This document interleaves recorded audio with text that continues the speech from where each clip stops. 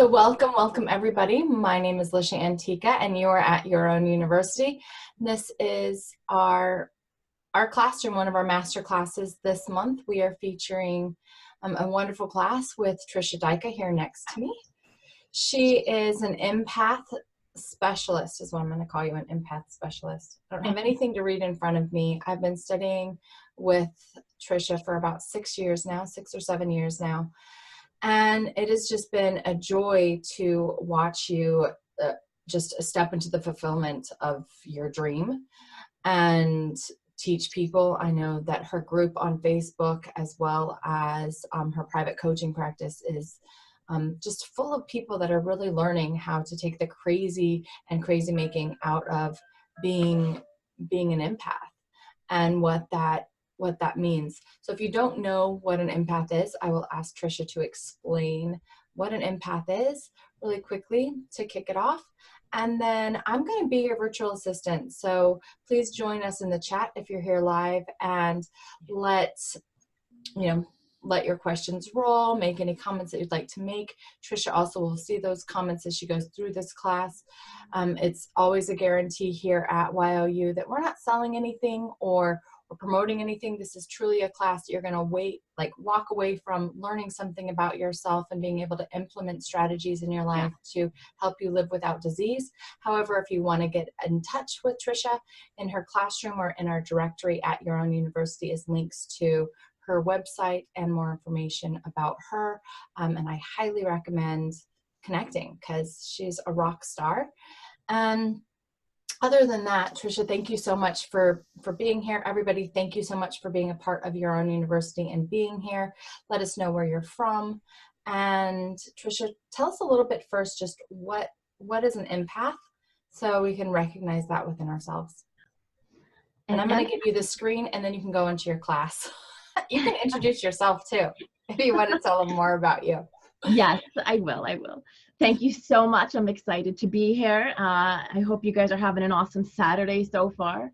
And any questions, please ask. I call us the cleaners of the universe. These emotions are actually coming through our bodies, and we can send it down into the earth or up into the universe to be healed. So everything comes through us to be felt, but it is not for us to hold on to.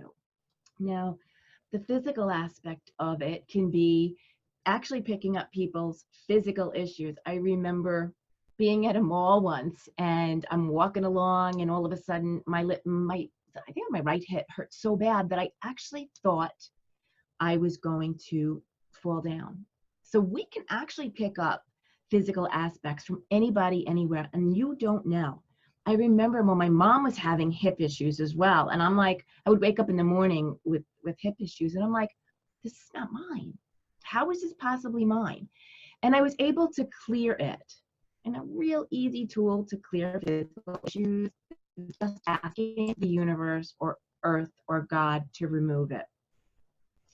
Now, the other is mental. And have you ever been someplace in a crowded place, or you can even be at home, and you're just having this inability to make a decision, or this inability on clarity?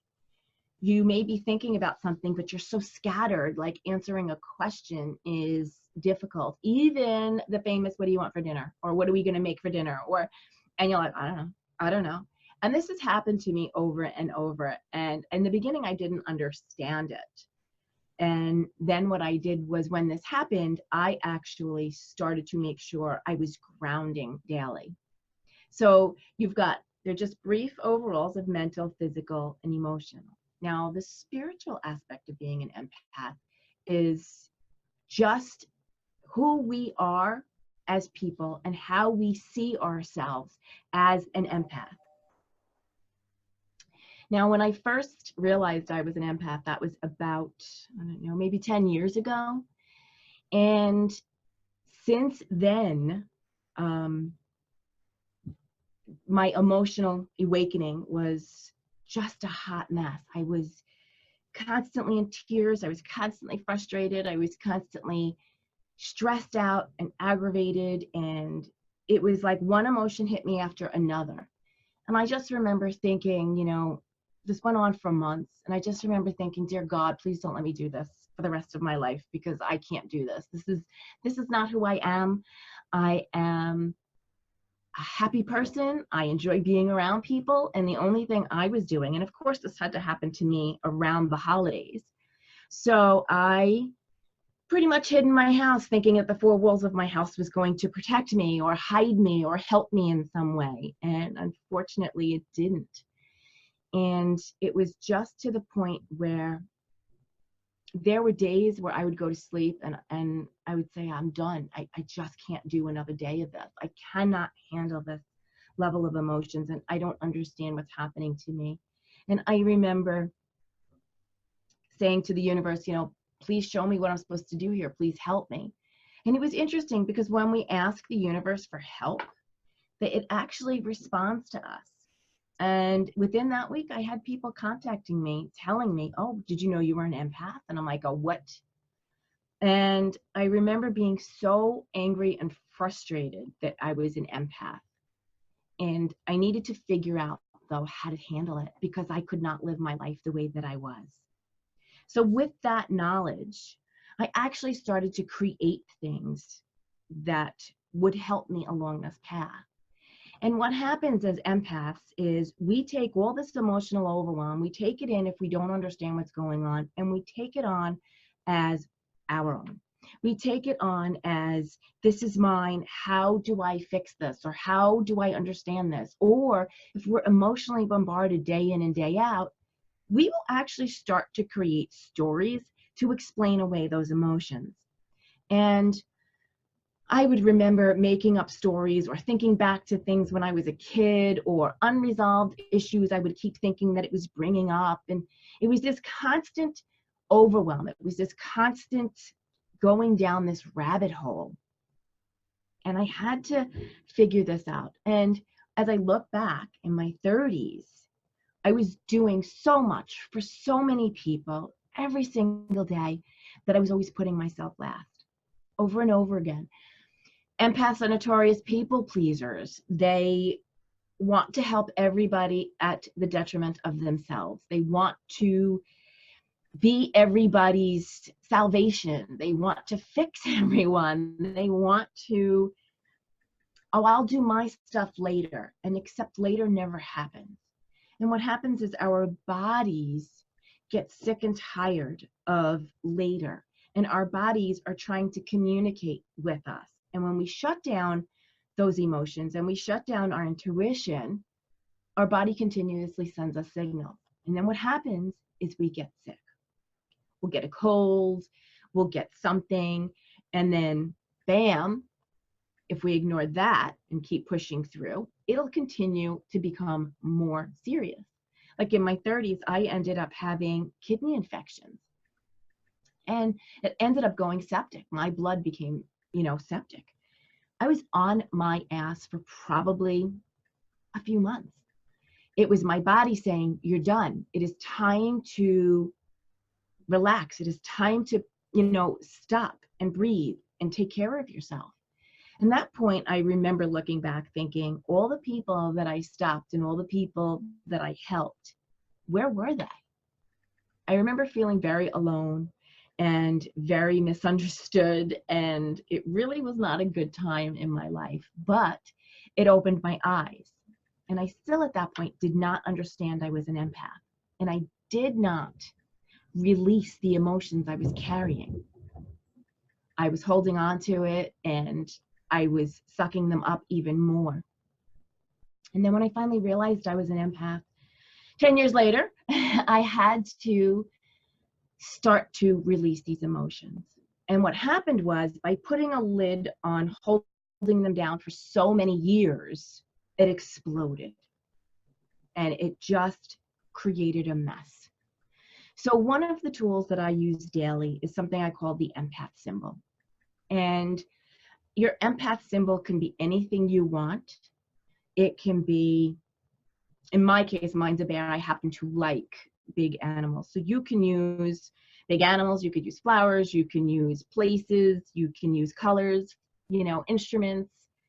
whatever you just happen to like. And what I do in the morning is I ask the universe to show me that symbol when what I am feeling does not belong to me. And I invite you to try this. And consistency is key. So to use the symbol, you need to use this daily, because this will actually help teach you what emotions are yours, what aren't, and you'll actually start to learn what energy is yours and what belongs to everybody else. And as we start to use this tool, it actually becomes easier as we realize how much we really pick up during the day. And what's happening here is, if we are not taking time out for ourselves and really grounding our energy, learning what's ours, we can get sicker. And what I mean by that is, even after I started using these tools, I ended up with breast cancer. And for me, the breasts are give, give, give. You're always giving. You're always putting for other people in front of yourself. And interestingly enough, I have clients who have had breast cancer. I have clients who have massive anxiety and they didn't understand it, or they have these autoimmune diseases because what's happening is we're not giving our bodies a break. We're not allowing our bodies any downtime. We are continuously pushing forward, and we get stuck in that hamster wheel of run, run, run, life, life, life, and everybody else before me. It is about creating boundaries. It is about learning to love yourself. It is about creating consistency so that you give your body a break. And it's actually about learning to listen to your body and what it needs. And I know for me, that took me a long time because I was so used to being on the go and running and not paying attention to what I needed or what my body was saying to me. Or when my body said, you need downtime or you need some relaxation or to just chill out. We don't allow ourselves to just chill out.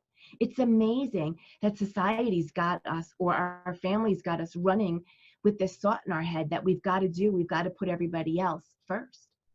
So one of the things that I encourage my clients and I myself do, and I'm pretty sure Alicia does every single day, is some type of meditation, something that grounds you into your energy. And I was actually just speaking to a client yesterday, and they said, I can't meditate. It's very difficult for me. And so I said, do you like to walk? Do you like to paint or color? Or how about going to the beach and just listening to the ocean? And they really enjoyed the ocean thought. And I said, well, go on YouTube and pay attention to download or, get a YouTube with just listening to the ocean sounds. And that can be for 10 minutes a day. And that is in nature, and that is allowing your body time to decompress. And one of the things that I invite you to also do when you are meditating is doing a body scan. So you can see where in your body you are holding on to emotions and where in your body you need to heal yourself. Like, I ignored my body for so many years, and my body gave me signals. So I invite you to pay attention to what your body is telling you and actually giving your body time to express itself. And I realized that when I ended up with cancer, my body was sending me signals. And I remember going to the doctor and saying, I've got this weird sensation. And that is how I found out about cancer. And it completely changed my life at that point, because you have to make decisions about your life and your health. And one of the biggest things that happened for me as an empath was learning all the things that I was putting on my body and in my body. I was processed queen food. I would go to drive-thrus or whatever was quick and easy for dinner, because why? I was running. I was running for everybody else but myself. So when it came time to eat or do something, it was drive-throughs, it was pizza, it was, any type of fast foods. And I realized that that's not what my body wants. If you actually pay attention to your body as an empath, you are very sensitive. You're even sensitive to the foods you are eating. If you pay attention, you'll learn, like, your body really does not like dairy. And I accidentally found that out because I loved cheese. I was always have cheese and crackers. And then all of a sudden one day my body rejected it. And anytime I was around cheese, just the smell of it would make me nauseous. And I went, oh my God. But again, that is your body trying to tell you something. It is overwhelmed. It is unable to process what you're trying to give it. And the biggest thing for me, by learning to eat healthier and learning to put products on my body, such as lotions and deodorants that were all natural or organic, I noticed a huge difference. Because my body was no longer struggling to digest all the foods and to deal with what I was putting on my body, all those chemicals, because yes, we are very sensitive to those chemicals as well. And those potentially create illness as well, because your body is trying to deal with what you're putting on or putting in your body, plus all of those emotions that are coming at you. So your body is in overdrive 24/7. So when there is a catastrophe in the world and you just had a ton of junk food, your body's like, I can't do it. Have you ever felt just utterly exhausted, like you cannot get out of bed, or your body is exhausted where you don't want to move and it's just telling you you're done and that's it? I remember when I gave up dairy and I accidentally had it, my body would not even move the next day. It was like, yeah, no, we're done. And it was the ability to honor that instead of pushing through that. I would normally try to push through that and get up and go and do. But by honoring that and giving myself the day to just hang out in the chair, do nothing, that actually, I was way better the next day versus pushing on, pushing through, and trying to get past it. And one of the things that my clients come to me with is severe anxiety. They don't understand their levels of anxiety. And part of that is not understanding that once those emotions come to us, we need to release them. So if you're learning by using the empath symbol, what's yours and what's not, and then doing body scans, because you'll feel tightness throughout your body. Let's say a great place to house emotions are our stomachs, where we'll have everything in. You'll feel that tension in the air. You'll feel that. Have you ever walked into your family's house and there's been something going on and you walk in and your stomach immediately knots? It's like, oh my God, what just happened? Yes. So then you want to scan your body to see what you've picked up. You want to know, you go through, like, you'll really start at the top of your head, you go down to your feet and you ground into the earth. But any place you find tightness, you find tenseness, you find resistance to, or you can use it by color. And let's say you go into your stomach area and you see spots of discoloration. You're holding on to emotions. Now, the next thing is it yours? And as you go through each part of your body, I want you to actually ask, is it yours when you find that tenseness or that tightness or that discoloration? And if it says no, honor it, feel it, allow the earth to cleanse it, but release it. And a lot of times we get confused when it comes to whether it's not, if it's ours or not, because we're so used to taking everything in as ours. So using that empath symbol will actually help you to know what's yours. And then an easy tool that's one of the tools I've learned years ago was what I call the heart-centered intention. And that actually, you ground your energy and you imagine that your heart center is open, that you have a gentle breeze coming through you all day long, clearing out anything that you may have picked up that does not belong to you. And you send that down into the earth to be cleansed, cleared, and healed. And as you're doing these body scans and you touch on those places that are not yours, use that healing tool. or fill it up with a healing color. Like I like pink or green. Some people use gold. A client of mine says she loves using multicolored lights. So it is really what resonates with you, what works with you, that you can use to heal yourself. And we all assume, oh no, we can't heal ourselves. But that's not the case. I don't believe that. I believe that anything we're holding on to that's not ours, we can release. We can ask for it to be released, and we can allow it to be released. However, as much as I would love to say everything belongs to everybody else, there are times when we have unresolved issues and we have unresolved feelings about those issues. And when we find out that it is ours, what can you do to let that go? For me personally, I like to journal it out. I also advise clients, if they don't like the journaling, to do a little EFT. And if not, go outside in nature and just let it go. It's not about us bringing up the past over and over again, but it is about us recognizing it. And it's about us feeling it. Because any of this, whether it's ours or not, the more we resist it, the more it bombards us. And in the beginning, I resisted it like crazy. When I finally really understood what was going on, I'm like, I don't want to feel this. I don't want to feel this. I want this gone. I want this away from me. Whatever I could do to hide and resist it. And that happened for several months, because who wants to feel those negative emotions? Who wants to really delve into them to let them go?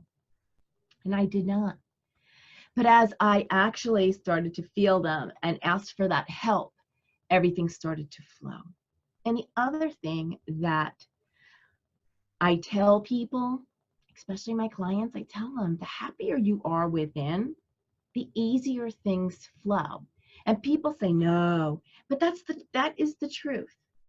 The happier we are as individuals, the happier that we are living our lives and following our path and our dream and loving life as it is, actually lets this all flow through easier. I'm not saying you don't feel it, because you do. There are days where I'm having a great day, but I'll still feel things flowing through me. And then the other pieces people don't get is we feel joy, happiness, excitement just as much as the negative emotions. And interestingly enough, I've never questioned whether it's mine or not, because having those feelings is exciting. You enjoy it. You want to feel more of it. So I highly recommend you do stuff in your daily rituals to create more happiness for you, to create more consistency for you. We like to get up and just start our day running, but I find that when we create consistency and rituals for ourselves and learn to say no and create those boundaries, that's a huge, huge foundation for empaths. It really is. By starting our day with, let's say, an intention of how we just want to feel. So for example, if we wake up tired and you want to have more energy, you want to feel energetic, excited. So that is the feeling for the day that I would choose. I would say, I want to feel positive. I want to have positive expectations. I want to feel more energy because I'm a little tired. So I would put out, that would be my intention of the feeling for the day. And anything that happens during the day, I would use that filter of that feeling. So let's say things get a little tough, or a project's not going as well, or there's a frustration at work.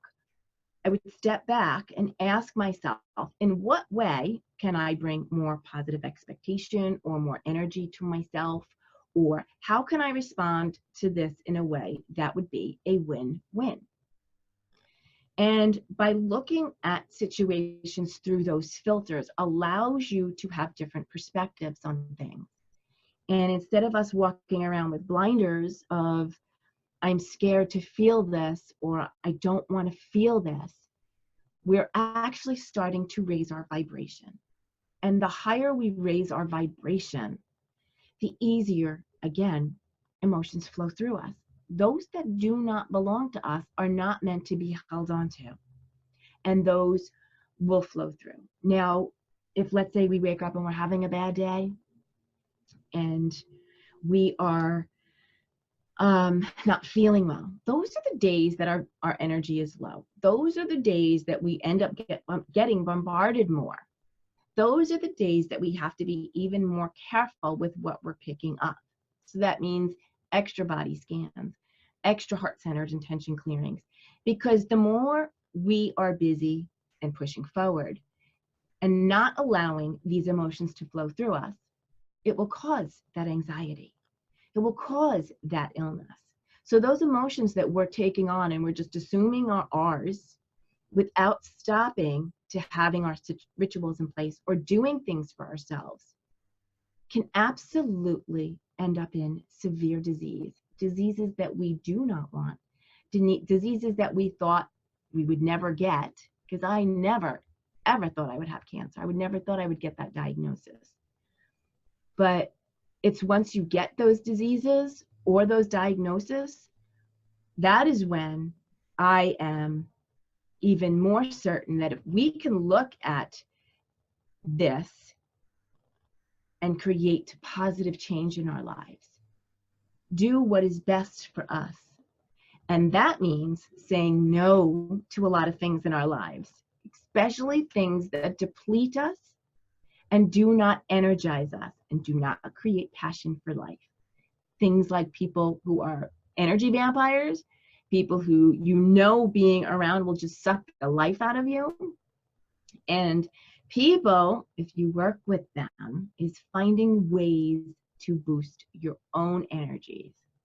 And that would be at lunch, maybe going for a walk, being outside in nature, putting your feet in the grass if you have time, and being around positive, uplifting people. And if you don't have that at work, then I would suggest some earpieces and some great podcasts to listen to that will actually uplift you. These are great little easy tools that you can use daily. But the main thing is every day being aware of where your energy is, being aware of what you're picking up, knowing if it's yours or not, and also the ability to clear it. And some days when we can't get out of our own way, the best thing we can do is ask help from the universe, God, source energy, whatever it is that you have a connection with, and ask help to clear it. Because that right there will immediately start letting it go. Simple things that you can do too is grounding with water, taking an Epsom salt bath, which I love to do. And, let's say you're at work or you were at a mall or you were at a large place with people and you can't seem to get out of the way. Going in the bathroom, washing your hands, and clearing off that energy. That is really big for empaths. These are quick and easy tools to pay attention to who we are. It is our choice to be present in our lives, and it is our choice to make sure that we are taking care of ourselves. So that means preserving our energy. That means clearing our energy.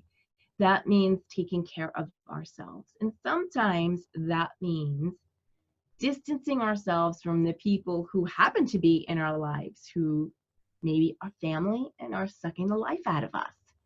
So it's about paying attention to all of that. And when you do have an illness that is a serious illness besides just a cold, it's actually giving you a time to take stock and seeing what positive changes in your life you can have, and how, as an empath, how sensitive we are to the environment and to other people's energies, and how to make sure that we can stay grounded and stay clear.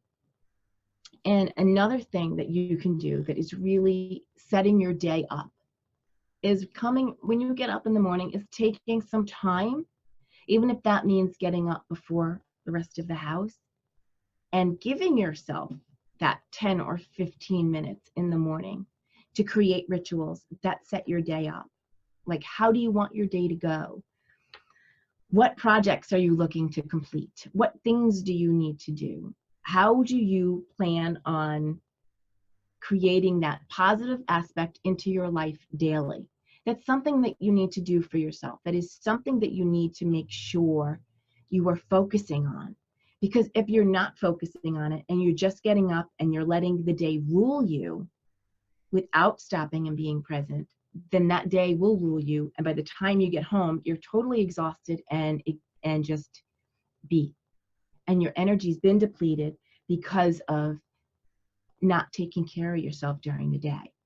And I think we could do that by increments, 5 minutes, 5 minutes, 5 minutes, stopping out during the day to take that 5 minutes.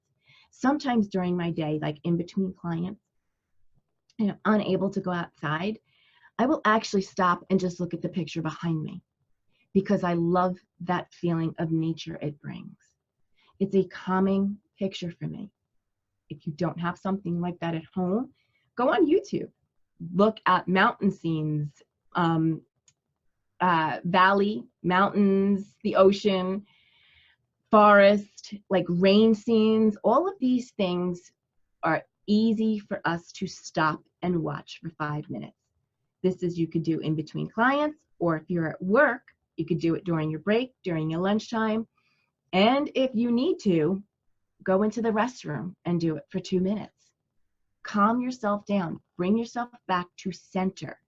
When you find that you're away from your center, you need to bring yourself back so that you are aware of what's happening within your body, that you are paying attention to your body and knowing what's going on, because it is always talking to us. Our intuition is always talking to us. My intuition told me, as well as my body, there was something wrong, seriously wrong, that I needed to take care of. And normally, I would ignore it. And I did for a long time. So that when I finally got these nudges, I couldn't I couldn't keep ignoring. So I went to the doctor. And the same thing, when you go someplace and your intuition, your body's saying enough, it's time to leave, whether it's a party or some type of function, it's about listening to it. It's about honoring who you are, honoring where you're going on this path. Now I'm going to stop for a second. I know I've probably thrown a lot of information at you. So if you have any questions or any comments, please share. Okay. All right. I learned Something. Oh, I'm sorry. Go ahead. I learned a lot. I am wondering, like when you talk about setting intentions first thing in the morning, I think that's such a huge thing. And I think we make a big deal out of it. So will you explain like how you set your intention and maybe just share? I know for me, I used to want to get up and journal and I just made all this chores about it. Yeah. And it didn't happen. So how do you get through that so it's something that we can all do each day? And then if you do have questions, I'll unmute you, Pamela, or you can talk. Pamela, can you hear? She might have muted herself too. Well, I get that. I remember following people when they told me how to set these intentions, and it became such a process and a procedure that I got bored and I didn't want to do it anymore because it was so time consuming. Yeah, that's what I'm talking about. Yeah, it was so time consuming that I stopped it. And I found that when I didn't do something, my day was chaotic. So I love my coffee. And I sit down with my coffee and I give myself something inspiring to read, a page. That's it. And then what I do is I kind of scan myself and see what's going on. Am I holding stress in my body? Is it mine? And then what I'll do is, and again, mind you, this is quick. It's not something that I take for a really long time to do. And then I'll set some cool intentions and I'll like do a dream, something that might be outrageous or outlandish to the universe. You know, I'll say, I want to go on a vacation. You know, send me some pictures of some cool places that we can go on vacation. And then I'll also set intentions of things I truly want to accomplish that day. And I'll only do a couple, because if you overwhelm yourself, you get frustrated because you're not able to accomplish that. And the things that I'm trying to share with you is easy, quick and easy, and things that you will do and things that you will want to do. Because if you don't want to do it, you're not going to. So I really focus on, like today my intention was all about coming for this class, really connecting with everybody, being able to share some quick and easy tools and tips. And I have another intention. I am seeing a client later in the afternoon, and I set an intention for that. So like how I want it to go and the things that I want to share. People find that when they have to do so much, they don't do it. And what happens is I stopped doing my rituals for a while, and I found my day took me over, and I found myself frustrated at the end of the day. I found myself falling back down the rabbit hole where I was being bombarded. Instead of me creating my life or me handling everything that I was going through, I allowed it to overwhelm me. And I actually, for those of you that are here, if you go down that rabbit hole where you are so overwhelmed and you are so frustrated, you cannot see from one end to the other, one of the things I can suggest that you do is use a pendulum, or like asking yourself yes no questions through kinesiology. It's quick and easy, because sometimes, and it's happened to me, especially in the beginning, where I went down the rabbit hole of being bombarded with emotions that I was unable to see the forest from the trees, if it was mine, if it wasn't. The only thing I could do was try to handle the level of anxiety that I was in. So what I did was I started to take it apart piece by piece by using a pendulum, by asking yes no questions. And if I didn't have a pendulum, I would use kinesiology. I don't know, Lisha, if you have classes on that, or maybe we could do like throw a YouTube up, but kinesiology is just like yes, no. You can, ask her, like, my name is Tricia, yes. My name is Samantha, no. It's like you would know yes or no. And these are quick, easy tools for you to use during the day, that if you become overwhelmed because you are in that cycle of the hamster wheel, that you don't give yourself a break and you become overwhelmed and it's riding you really hard, all of these emotions. And the only way for you to stop is by using something to figure out if it's yours or not. That's okay. Do whatever you can in that moment to calm yourself down and bring yourself back to being present. There are these things that you could do, and by having rituals and intentions daily, I think that keeps us focused, and that allows us to go over what we need to do for the day instead of rushing into our day and allowing the day to run us over. There's also things that you learn along the way, places you know you want to be or not want to be, times to go to them. For example, I had a client come to me just recently that she couldn't stand the supermarket, and I totally get that. So I asked, what days was she going? When was she going? She goes, well, I was going on a Saturday. I said, when everybody else is going, trying to rush and get their errands done. And she stopped and she went, oh my God. I said, yeah. So it's about you saying, I'm not able to go this day, this time. I'm going to go at night, or I'm going to use Amazon Prime, or I'm going to use some delivery service that I can get my groceries sent to me. So it's amazing what you're able to start to decipher about yourself. And the biggest thing is never making yourself wrong for it, never judging yourself for it. So in your intentions for the day, I would love for you to say, I want to do something fun. Create an outlet of fun for you every single day. And then I don't care what that is, if that's reading, if that's watching a comedy show, if fun is outside exercising for you, I don't care. But in that intention for your day, set an intention for fun. For me, my fun today, because I set it, is my husband and I are going to go to the beach and we're going to spend some time outside, because believe it or not, I think we're like 60 degrees here in New York. So it's crazy. But it's about doing something that connects you back to yourself and that creates fun, because the more fun that we have in our lives, it makes us happier. It makes us be able to move on. And that will be part of your intention. Your ritual is creating something fun. People are always, they don't bring fun into the equation. And sometimes as we get older and, we don't allow ourselves to have that fun anymore. So I suggest and I invite you to add a caveat daily for fun. Whatever that is for you, do it. And again, that's something maybe 15, 20 minutes if you can get that time and do it. So I hope that answered your question, Lisha. If you know, I know Yeah, you do. beautifully, beautifully. Does anybody else have any questions? Thank you for having me. I'm grateful to do this class here.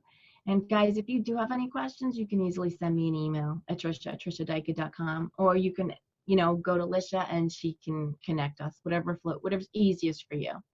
Yeah, and she's part of our Facebook group, so you can check her out there as well, and just shoot her a message if that's the easiest way for you guys to go. Thank Bye, you. everybody. Bye.